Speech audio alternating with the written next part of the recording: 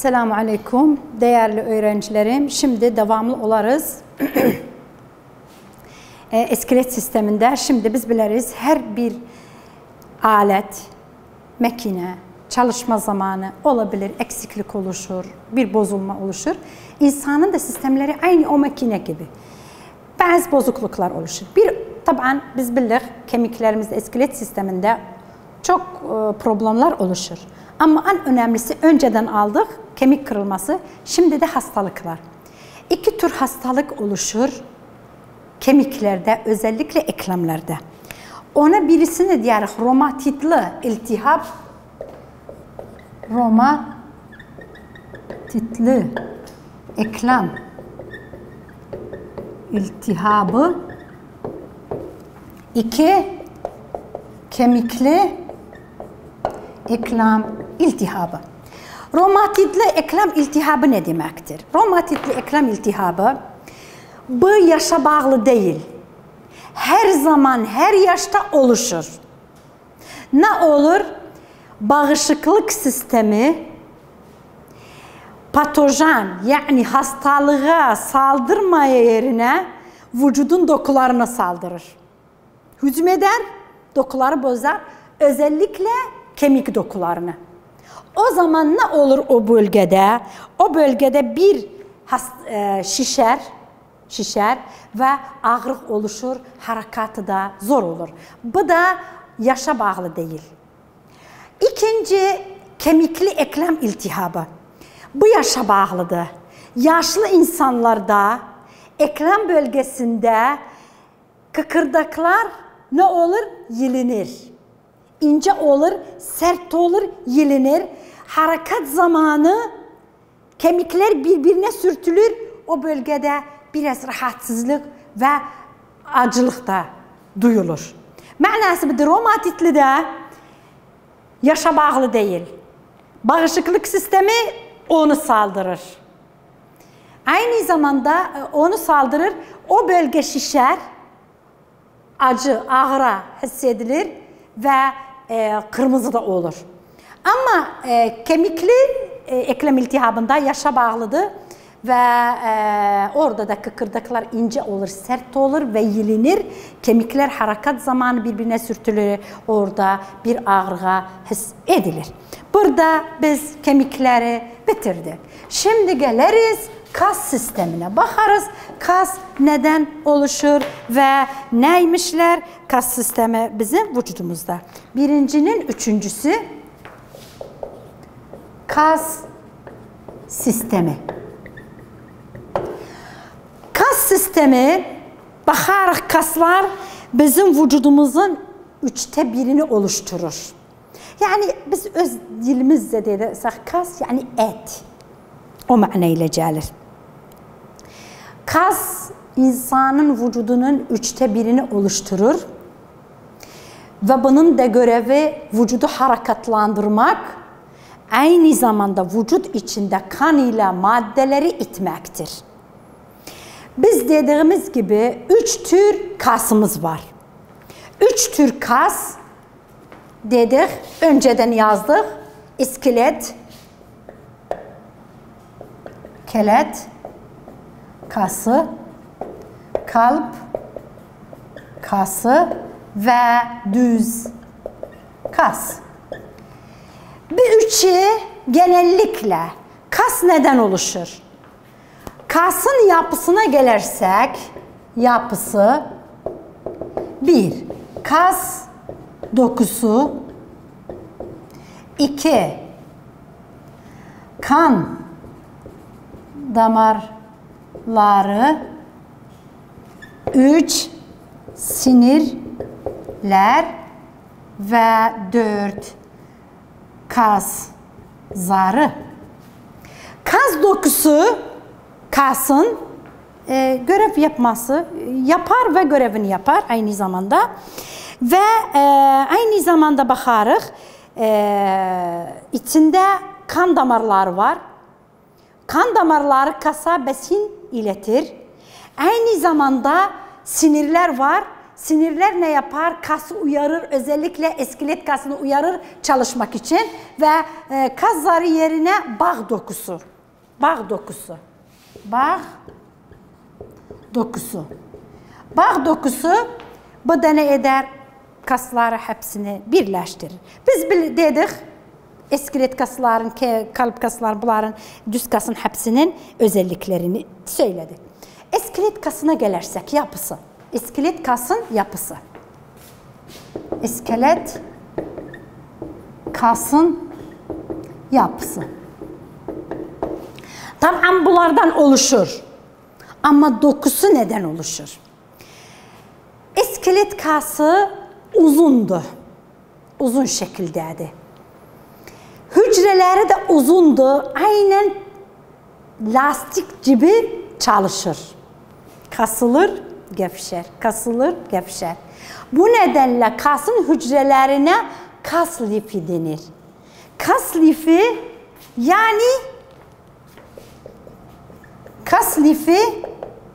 yani kas hücresi. Hücresidir.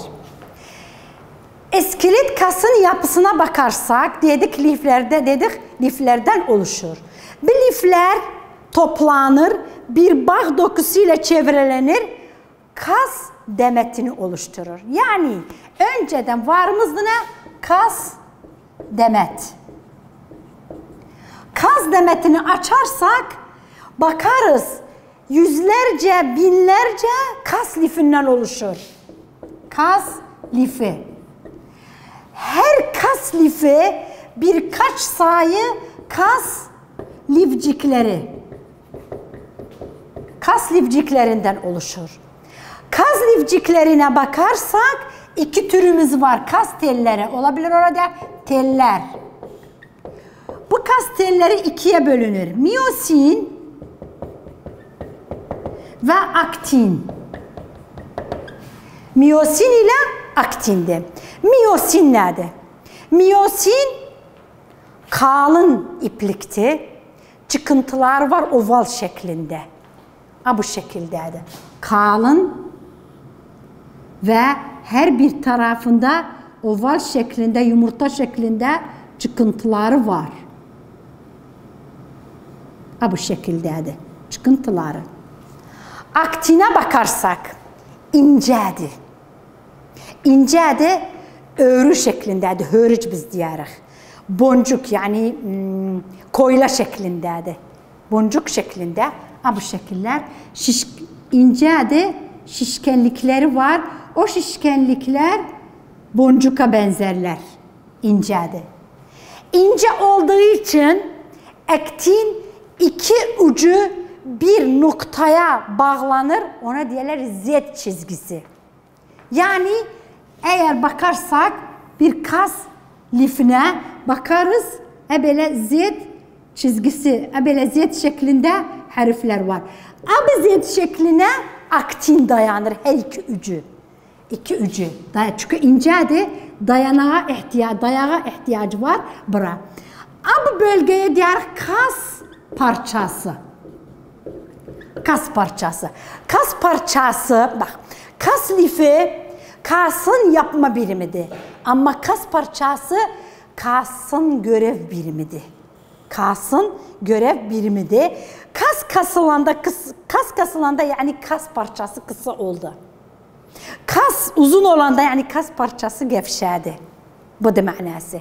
Kasılma, gevşeme neye bağlıdır? Kas parçasına bağlıdır. Ve Z çizgisi nedir? O bölgede kas içindeki kas lifcikleri ona dayanır. İki ucu ona dayanırlar. Yani şimdi bildik kas, iskelet kas özellikle nedir? Doku. Doku binlerce liflerden oluşur. Bu lifler toplanır, kas demeti.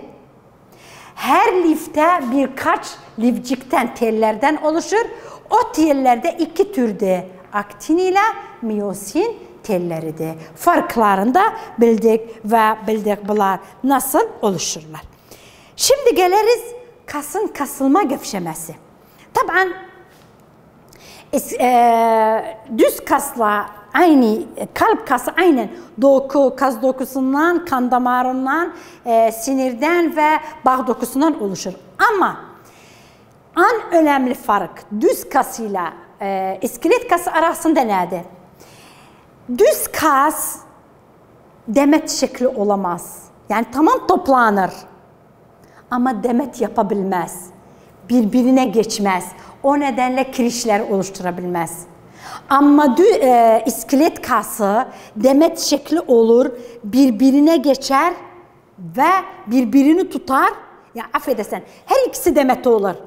Ama iskelet kası birbirine geçer, birbirini tutar, kirişler oluşturur. Tendonlar oluşturur. Çünkü kası kemiğe bağlıdır.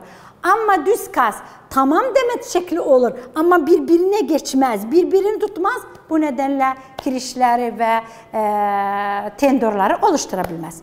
Şimdi geliriz kasın kasılma gevşemesine. Nasıl kas kasılır? Şimdi kas kasıldı, gevşedi. Nasıl bu oluşur? Kas nasıl kasılır? İlk kez beyinden sinirler kas dokusunu uyarır. Kas dokusunu uyaranda kas başlar kasılmaya. Nasıl kasılır? Burada aktin, mayosin dedik neler var? Mayosinin şeyler var, çıkıntılar var. Belə sanım ki bu mayosinde, bu da aktinde, bu boncuklardı. Ne yapar? Bu mayosinin çıkıntıları, ovalları aktinin boncuklarının arasındaki bölgeye bağlanır. Bir bağlandı. Tamam. Bağlanandan sonra aralarında enine bir köprü oluşur. Enine bir köprü oluşur. Sonra miyosin aşağıya doğru eğilir. Eğilende kendisiyle aktini çeker. Sonra başlar. Başka miyosin başka boncuklara bağlanır, çeker. Bir de çeker. Kas parçası kısa olur. Kısa olanda kas kasılır. Yani aşaması nedir? Bir, gəlir, miyosinin ovalları aktinin boncukları arasına bağlanır. Aralarında enine köprü oluşur. Aşağıya doğru, içeriye aşağıya doğru bu eğilir. Aktini kendisiyle çeker. Sonra başka aktinle bağlanan aynı şey çeker. Sonra çeker. Ne oldu? Kas parçası kısa olur. O zaman kas kasılır. Burada bu kasıldı. Gerekti. Bu köprü kurulsun. Çünkü kas istiyor gevşesin. Gevşemek için gerekti bu birbirinden ayrılsın. Köprü kurulsun. Miyosin aktinden ayrılsın. Çünkü eğer kırılmasa sürekli bu kas kasılma şeklinde kalır. O zaman kas krizi oluşur. Nasıl bu miyosin aktinden ayrılır? O da ATP aracıyla enerji. O nedenle bize söyleserler, soru sorsalar. Neden kasın kasılması, gevşemesi ATP şeklinde enerji ihtiyacı var?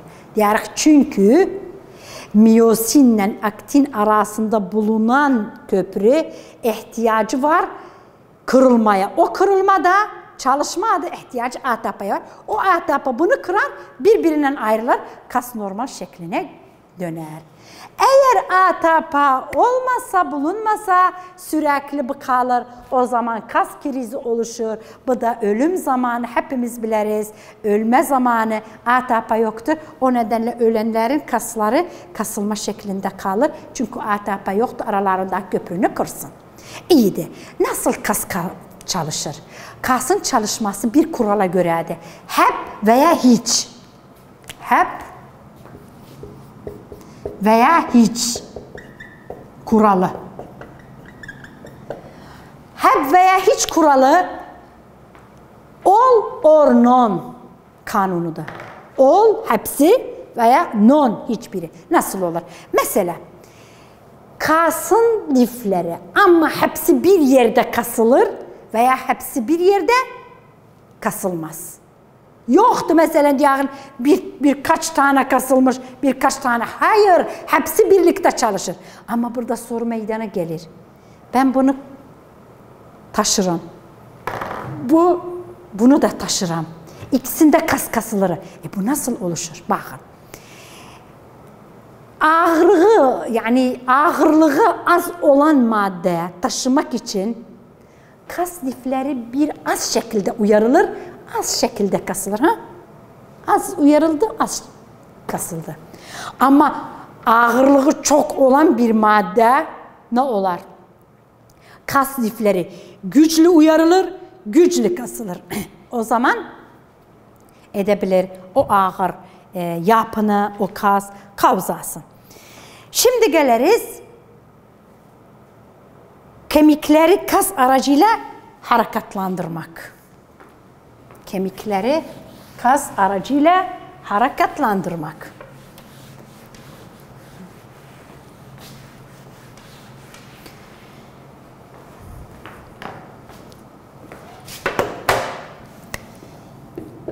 Kemikleri kas aracıyla hareketlandırmak. Evet. Bakarız nasıl kaslar kemikleri hareketlandırır. Biz biliriz. Şimdi ben bunu taşıdım. Yani kas kasıldı. Ama acaba itmeylədi veya çəkməklədi? Çəkməklədi. Bunu kavzama, çəkməklə. Mesela boynumun, başımın harekatı çekilir. Kolum çekilir. İtme değil. Kaslar kemikleri itme aracıyla hareketlandırır. Nasıl hareketlandırır? Önceden gerekti biz bunu bilək. Her kas iki baş. İki taraftan kemike bağlıdır. Bir taraftan kas iki baş var. İki yerden eklem bölgesinde direkt olarak veya adirekt olarak kemiklere bağlanır. Direkt olarak hemen kemike bağlıdır. Direkt olarak tendonlar aracıyla bağlıdır, periosta. Kas kemike bağlandığı zaman veya koy kemiki yazaq. Kemik içi ucu olur. İki yani kas bağlandığı zaman eklemde birine deyirlər köken, o birine deyirlər sokulma. Köken harekatlı kemikti. Affedersen, sabitti. Sabittir. Ama sokulma harekatlıdır. Sokulma, kökenle sokulma ne şekli varmızdı? Mesela varmızdı. Ön kolda, bakın, kolda önde arkasında kas bulunur. Şimdi omuz veya körek kemiği kökende. Çünkü sabitti. Bak kolumuzu hareket yapırıq. Bu hareket yapmırıq. Bu köken. Kök yani sabitleştiren. Ama sokulma ön kol, dirsek şeydi, eklemidir. Çünkü orada kemik hareket yapır. Köken sokulma. Köken sokulmadır. Burada bakarıq, kaslar zıt olarak çift çalışır. Kas zıt olarak çift çalışır. Kaslar ikiye bölünür. Kasıcı ve gevşeyici. Kasıcı ve gevşeyicidir. Kasıcıya bakarsak mesela, bakın. Pazının önündeki kas iki baş var. Bir bu, bir bura. Kasılma zamanı eklemi büktü. Buna deyirlər kasıcı kas. Kasıcı kas. Kasılma zamanı eklemi büker. Ön kolu pazıya yakınlaştırır. Kolumuzun arkasında üç başlı kas var. Üç başlı kas, burada iki tane baş, burada bir tane baş. O kasılma zamanı eklemi açar. Buna deyirlər gevşeyici kas. Yani burada kasıcı örnek çift başlı kas pazı önünde. Ama 3 başlı kas pazı arkasında. 2 başlı kasa diyorlar kasıcı ama 3 başlı kasa diyorlar gevşeyici. Bu şekilde eklemi bükene diyorlar kasıcı, eklemi açana diyorlar gevşeyici. Kendisi kasılır ama bizim maksadımız eklemdir. Kasıcı yani eklemi bükürü. Bak bu kasıları. Gevşeyici yani gevşeyici kas eklemi açırı. Bak bu kasılır ama eklemi açırı. Bu şekilde kaslar çalışır. Yani zıt olarak çift çalışırlar. Tamam.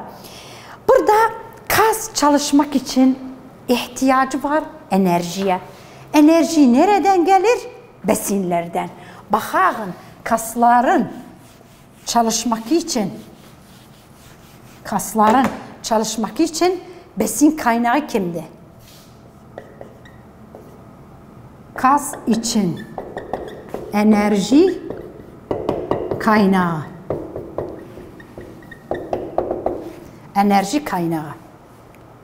Varımızdı ilk kez glikoz. Glikoz her zaman vücudumuz enerji elde etmek için, ATP elde etmek için kime yönlenir? Glikoza. Glikoz. Kaslar çalıştı, ihtiyaç ATP oldu. Glikozu oksitleştirir ve bizim için ne yapar? Bizim için ATP üretir. İyiydi. Şimdi glikoz vücudumuzda bitti.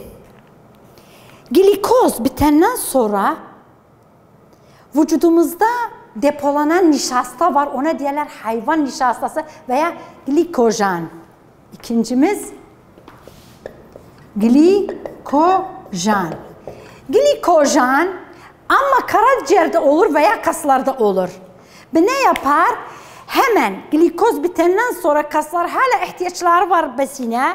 Ne yaparlar? Giderler hemen glikojeni dönüştürerek glikoza maddelerini alırlar. Glikojen de bitenden sonra üçüncü yağ. Yağ enerji için kaynak olur ve onu da alırlar, enerji üretir. Eğer gerekli enerji bulunmasa o zaman yatay köprü miyosinle aktin arasında kırılmaz, bağlantı kalır. O zaman ona diğer kas yorgunluğu oluşur. Ne kadar uyarımlar da gelirse ama ATP olmadığı için burada kas çalışmaz, yorgunluk oluşur. Bu kadar bir gün yeter. İnşallah gelecek derste sizin için bunları hepsini tamamlarım. Saygılarımla. Değerli öğrencilerim, şimdi Allah'ın adıyla başlarız. Tamamlarım kas krampı, kas enerji. Dedikçeden deriz kas çalışmak için ihtiyacı enerji var. Enerji kaynaklarını aldık. Glikoz idi, glikojen idi, yağ idi. Eğer neden ta ki ATP üretilsin, ATP üretilende ta ki yatay köprüler kırılsın, kas normal şekline dönüşsün, normalce kasılsın, gevşesin. Eğer bu kaynaklar bitti, yani ATP yoktur, ne kadar bu kas uyarılırsa çalışabilmez. O zaman buna diyorlar kas krampı oluştu. Yani kas sertleşmesi. O sertleşme şeklinde, kasılma şeklinde kalır, ağrı oluşur. Ondan başka bir şey var kaslarda oluşur. O da oksijen açlığı. Açlığı. Oksijen açlığı ne demekti? Bazen bizler çok zor spor yaparız veya sürekli çalışarız durmamaktan. O zaman ne olur?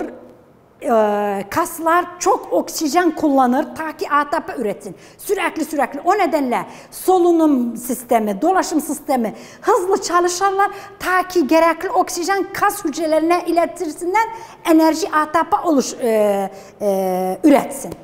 Şimdi kas durmadı. durmadı, dinlenmedi. Bu nedenle bu zor işlerde, bu zor sporlarda kasın içinde atıklar depolanır. O atıklarda nedir? Laktik asitle atıklar, laktik asit ve CO2 ve diğer maddeler. O zaman kasın içi dolar bu atık maddelerden. Bu maddeler belə eder, hiçbir boşluk bulunmasın, oksijen içeriye girsin. Ne kadar vücudumuzda da oksijen bulunursa, ne kadar kan, solunum sistemi oksijen kaslara aparırsa ama oksijen içeriye girebilmez. Çünkü yer yoktur, nereye gitsin? O zaman kas krizi oluşur. Kas krizi oluşanda gerek, yani kas sertleşme zamanı, sertleşme durumunda kalır. O zaman eğer bu kişi dinlenmese hemen ölümüne neden olur. Çünkü kas krizinde atıklar depolandı, kasların lifleri kasılma şeklinde kaldı. Ağrı oluşur, ısıtma oluşur, bilincini kaybeder ve ölür. Bu nedenle bundan nasıl biz kurtuluruz? O da dinlenir.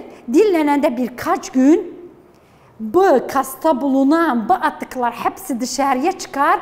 O zaman oksijen içeriye girer ve kasta iyileşir. O zaman yani oksijen açlığı dememektir ki vücudumuzda oksijen yoktur. Vücudumuzda oksijen var ama kas içine girebilmeli. Neden? Çünkü içinde çok sayıda atıklar bulunur, zehirlenmeye neden olur. Bu o zaman kas krizi oluşur. Bunu nasıl ilaç edilir? O da dinlenmek, o da bu atıklar hepsi dışarıya atılır.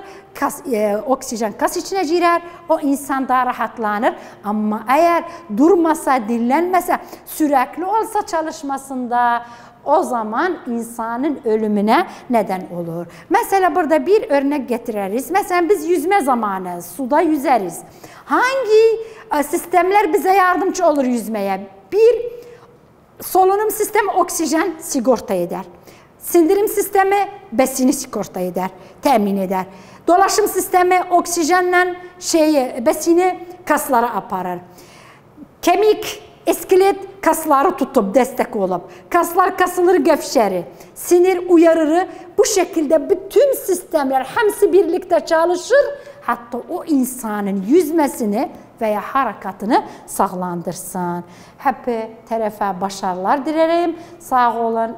Bir eksiklik varsa hakkımı helal edin. Çok teşekkürler ederim sizden.